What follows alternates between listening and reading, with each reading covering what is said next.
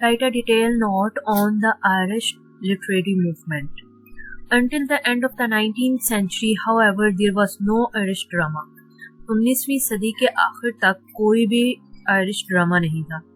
Sheridan, Oscar Wilde, Goldsmith, Yeats, Shaw etc. were not engaged with Irish themes. ये सारे Irish themes से engaged नहीं थे. But in the beginning of the 20th century, these Irish playwrights turned their attention to the past of their country, its rich myths and legends, and they present those Irish themes in their dramas. लेकिन 20वीं सदी के start में ये सारे Irish playwright अपनी attentions को turn किया उस कंट्री के पास्ट की तरफ, यानी कि उस कंट्री का जो पास्ट था उसमें जो कुछ हुआ उस पे सर्च करना स्टार्ट कर दिया, उसके मिथ्स को, उसके लेजेंड्स को, और फिर इन सारी मिथ्स और लेजेंड्स को आयरिश थीम्स, अपने ड्रामों के आयरिश थीम्स के तौर पर प्रेजेंट किया. This dramatic movement is known as the Irish literary movement, और ये सारी dramatic movement Irish literary movement के नाम से जानी जाती है. This movement is very different from other dramatic movement, और ये सारी मूवमेंट्स बहुत मुख्तलिफ हैं दूसरी ड्रामेटिक मूवमेंट से.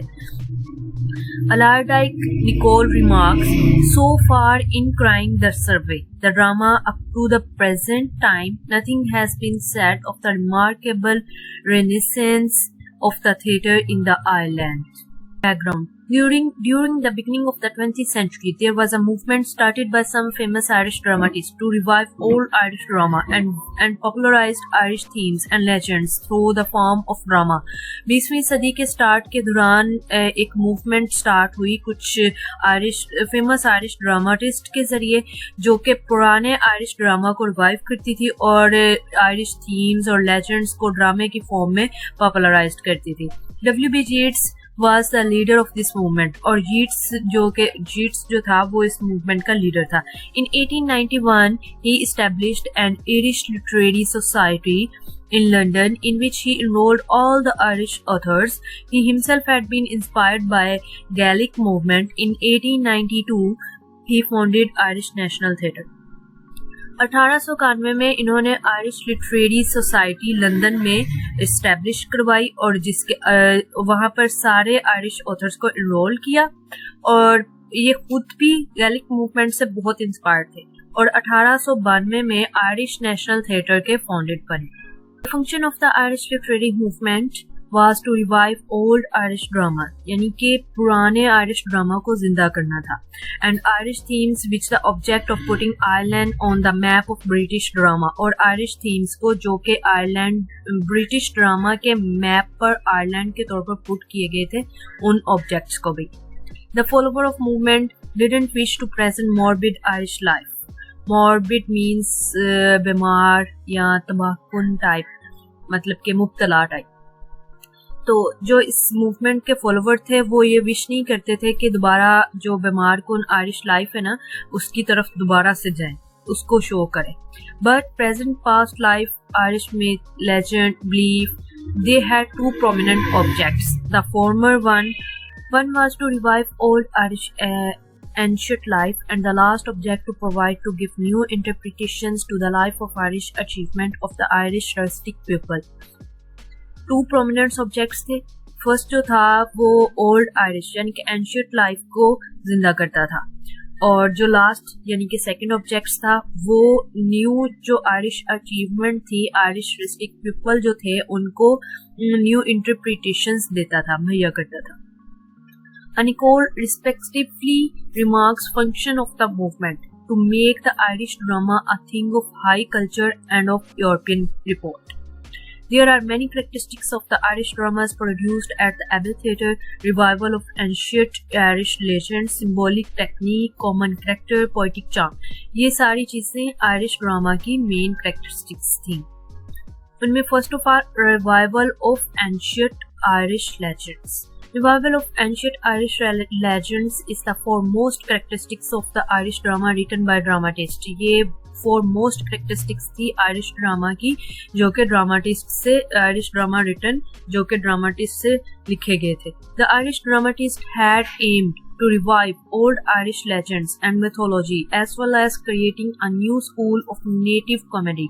आयरिश ड्रामाटिस्ट जो थे वो ये एम रखते थे, उनका मकसद जो था वो ओल्ड आयरिश लेजेंड्स को जिंदा करना था एंड मिथोलॉजी को जिंदा करना था और इसके साथ साथ एक नया स्कूल, नेटिव कॉमेडी का एक नया स्कूल क्रिएट करना था.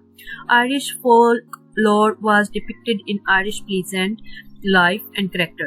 According to Y.J. Longs, the original purpose of the revival was to awaken interest in what was called ancient bardic literature.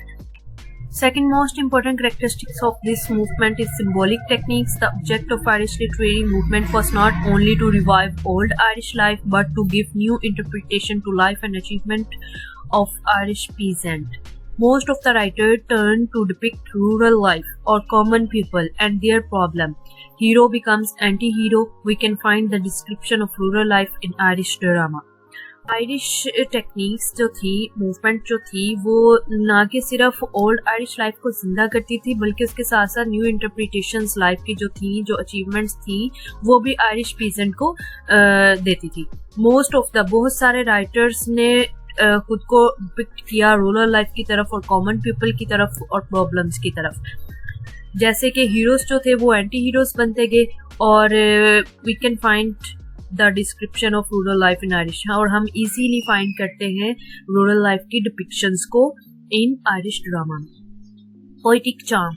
The popularity of these plays depend more upon poetic charm than upon dramatic monologue. जो popularity थी इन सारे plays की वो depend करती थी poetic charm पे, ना के dramatic monologue पे. Many dramatists were poets too and they showed their poetic effect in Irish dramas. बहुत सारे जो dramatists थे और poets भी, वो सारे poetic effect आयरिश ड्रामा में पोएटिक इफेक्ट को शो करते थे. Yeats was not only poet but also a dramatist. Yeats सिर्फ एक पोइट ही नहीं है बल्कि एक ड्रामाटिस्ट भी है.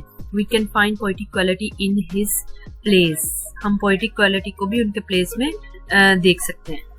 William Butler Yeats. W.B. Yeats was one of the leading dramatists of the Irish literary movement and also well-known poet. एक leading dramatist है Irish literary movement के और poet भी जाने जाते हैं, बहुत अच्छे poet भी जाने जाते हैं. His drama also evoked the mysticism and folklore of the Irish imagination. इन्होंने अपने ड्रामास में तसव्वुफ और रवायात को आयरिश इमेजिनेशन के तौर पर evoked किया. His dramatic works were influenced by his poetic charm and techniques. और उनके सारे के सारे dramatic जो works था उनका सारा वो influence था, मुतासर था poetic charm से और technique से.